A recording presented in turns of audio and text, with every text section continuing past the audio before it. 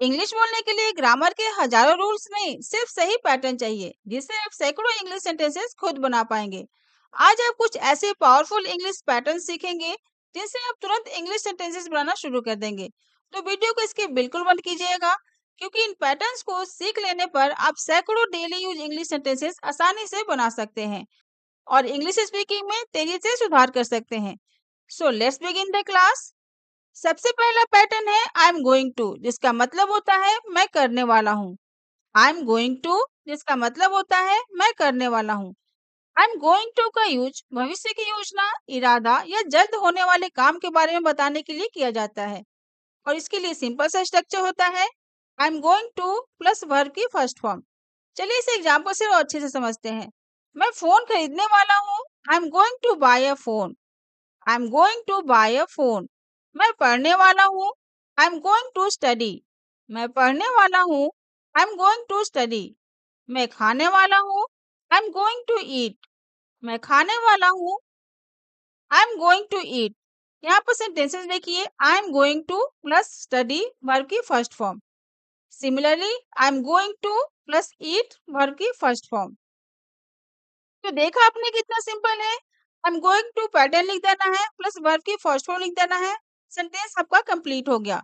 मैं खाने वाला हूँ। I am going to eat. Next pattern है वुड यू लाइक टू, जिसका मतलब होता है क्या आप चाहेंगे। वुड यू लाइक टू, क्या आप चाहेंगे। इसका यूज विनम्रता से निमंत्रण, प्रस्ताव या सुझाव देने के लिए किया जाता है और इसके लिए सिंपल सा स्ट्रक्चर है would you like two plus verb की फर्स्ट फॉर्म। चलिए इसके कुछ सेंटेंसेस देखते हैं। क्या आप हमारे साथ जुड़ना चाहेंगे। Would you like to join us. Would you like to join अस।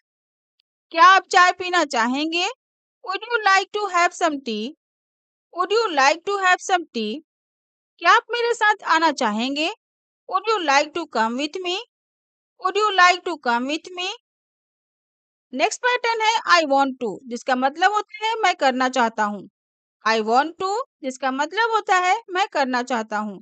इसका यूज अपनी इच्छा, चाहत या मन की बात बताने के लिए किया जाता है और सिंपल सा स्ट्रक्चर है I want two plus verb की फर्स्ट फॉर्म। चलिए इसके कुछ सेंटेंसेस देखते हैं। मैं आपकी मदद करना चाहता हूँ। I want to help you. मैं आपकी मदद करना चाहता हूँ। I want to help you. मैं घर जाना चाहता हूँ। I want to go home. मैं घर जाना चाहता हूँ। I want to go home. मैं अंग्रेजी सीखना चाहता हूँ। I want to learn English. मैं अंग्रेजी सीखना चाहता हूँ। I want to learn English. तो देखा आपने, इस पैटर्न से सेंटेंस बनाना कितना इजी हो गया। नेक्स्ट पैटर्न है आई नीड टू, जिसका मतलब होता है मुझे करना है। आई नीड टू, जिसका मतलब होता है मुझे करना है। आई नीड टू का यूज जब कोई काम जरूरी हो या करना बहुत आवश्यक हो तो वहां पर हम यूज करते हैं। इसके लिए भी सिंपल सा स्ट्रक्चर है I need two plus verb की फर्स्ट फॉर्म। चलिए इसके कुछ सेंटेंसेस देखते हैं। मुझे उसे फोन करना है। I need to call him. I need to call him. मुझे सोना है। I need to sleep. I need to sleep. मुझे पढ़ाई करनी है। I need to study. मुझे पढ़ाई करनी है। I need to study. Next pattern है आई हैव टू, जिसका मतलब होता है मुझे करना पड़ता है। आई हैव टू, जिसका मतलब होता है मुझे करना पड़ता है। इसके मीनिंग से ही पता चल रहा है कि कोई भी काम अगर आपका मन करे या ना करे, करना ही पड़ेगा, तो वहां पर इस पैटर्न का यूज करते हैं आई हैव टू। और इसके लिए भी सिंपल सा स्ट्रक्चर है। सबसे पहले आपको इस पैटर्न आई हैव टू को लिखना है प्लस वर्ब की फर्स्ट फॉर्म को लिख देना है। चलिए इसके सेंटेंसेस को देखते हैं और इसे और अच्छे से समझते हैं। मुझे जल्दी उठना पड़ता है। I have to wake up early. मुझे जल्दी उठना पड़ता है। I have to wake up early. मुझे मेहनत करनी पड़ती है। I have to work hard. I have to work hard.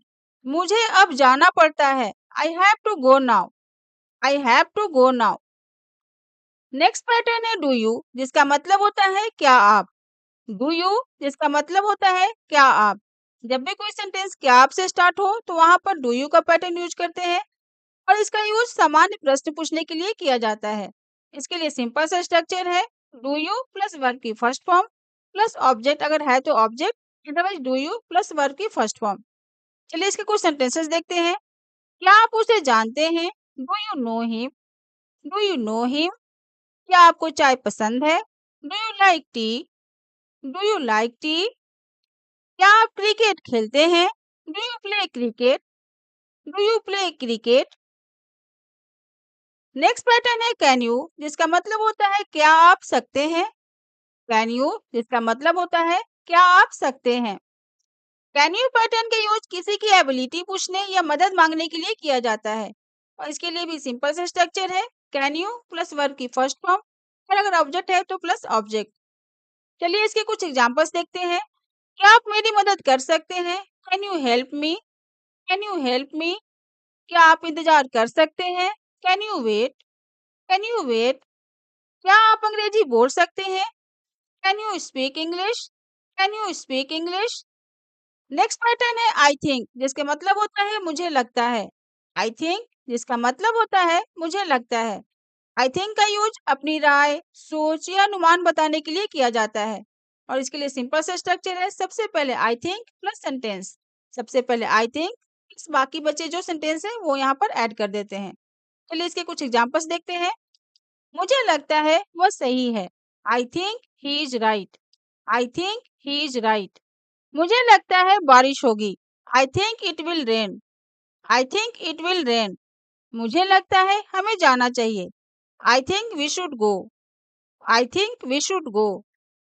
यहाँ पर सारे सेंटेंसेस में देखिए सबसे पहले आई थिंक पैटर्न लगा है, देन नेक्स्ट सेंटेंस को यहाँ पर ऐड कर दिया गया है। I think he is right. Similarly यहाँ भी I think plus next sentence it will rain. I think it will rain. यहाँ पर भी सेम है, I think we should go. I think pattern plus next sentence को यहाँ add कर दिया गया है, वी शुड गो। तो पूरा कंप्लीट सेंटेंस बन गया I think we should go. तो देखा आपने एक पैटर्न से कितना इजी हो जाता है सेंटेंस बनाना। नेक्स्ट पैटर्न है आई डोंट थिंक, जिसका मतलब होता है मुझे नहीं लगता। आई डोंट थिंक जिसका मतलब होता है मुझे नहीं लगता। आई डोंट थिंक का यूज असहमति, संदेह यानी डाउट या नकारात्मक राय व्यक्त करने के लिए होता है और इसके लिए सिंपल सा स्ट्रक्चर है I don't think plus sentence. चलिए इसके कुछ एग्जांपल्स देखते हैं। मुझे नहीं लगता वह जानता है। I don't think he knows. I don't think he knows. मुझे नहीं लगता यह आसान है। I don't think it's easy. I don't think it's easy. मुझे नहीं लगता वह आएगी। I don't think she will come. I don't think she will come. Next pattern है इट इज टाइम टू। इसको इट्स टाइम टू भी बोल सकते हैं। इट्स टाइम टू जिसका मतलब होता है समय हो गया है। इसका यूज किसी काम को शुरू करने का सही समय बताने के लिए किया जाता है और इसके लिए सिंपल सा स्ट्रक्चर है it is time two plus verb की फर्स्ट फॉर्म। चलिए इसके कुछ एग्जांपल्स देखते हैं। पढ़ने का समय हो गया है। It is time to study. It is time to study. जाने का समय हो गया है। It is time to go. It is time to go. सोने का समय हो गया है। It is time to sleep. It is time to sleep. Next pattern है आई होप, जिसका मतलब होता है मुझे आशा है। आई होप जिसका मतलब होता है मुझे आशा है। इस पैटर्न का यूज उम्मीद, इच्छा या शुभकामना व्यक्त करने के लिए किया जाता है और इसके लिए भी सिंपल सा स्ट्रक्चर है आई होप प्लस सेंटेंस। चलिए इसके कुछ एग्जांपल्स देखते हैं। मुझे आशा है आप ठीक हैं। I hope you are fine. I hope you are fine. मुझे आशा है जल्द मिलेंगे। I hope to see you soon. I hope to see you soon. मुझे आशा है आपका दिन अच्छा रहेगा। I hope you have a great day. I hope you have a great day. Next pattern है दैट्स वाई, जिसका मतलब होता है इसलिए। दैट्स वाई इसका मतलब होता है इसलिए। इस पैटर्न का यूज किसी कारण और उसके परिणाम को बताने के लिए किया जाता है और इसके लिए सिंपल सा स्ट्रक्चर है। सबसे पहले रीजन यानी कोई कारण है वो लिखना है plus that's why plus result यानी जो परिणाम निकला वो यहाँ पर ऐड कर देना है। चलिए इसके एग्जांपल्स को देखते हैं और थोड़ा इसे और अच्छे से समझते हैं। मैं थका था इसलिए सो गया। I was tired that's why I slept. इस सेंटेंस में देखिए सबसे पहले यहाँ पर रीजन आया है, then that's why, then result. यानी कि वो थका था इसलिए सो गया। यहाँ थकना रीजन है सोने का। बारिश हो रही थी इसलिए घर पर रहा। It was raining that's why I stay home. इस सेंटेंस में रेनिंग क्या हो गया आपका reason, then plus that's why, then result. क्योंकि बारिश की वजह से घर पर रहा तो रेनिंग क्या हो गया, reason, plus that's why plus result, क्योंकि बारिश हो रहा था तो घर पर रहा तो रिजल्ट क्या हो गया आपका, घर पर रहना, आई स्टे होम। मैं व्यस्त था इसलिए नहीं आ सका, I was busy that's why I couldn't कम। इसको कुडंट पढ़ते हैं, I was busy that's why I couldn't कम। और अब नेक्स्ट और आज का लास्ट पैटर्न है एज सुन एज, जिसका मतलब होता है जैसे ही। एज सुन एज जिसका मतलब होता है जैसे ही। एज सुन एज का यूज एक काम होते ही दूसरे काम के होने को बताने के लिए किया जाता है। मतलब एक काम पूरा हुआ और जस्ट उसके बाद कोई और काम करना है तो वहां पर हम इस पैटर्न का यूज करते हैं।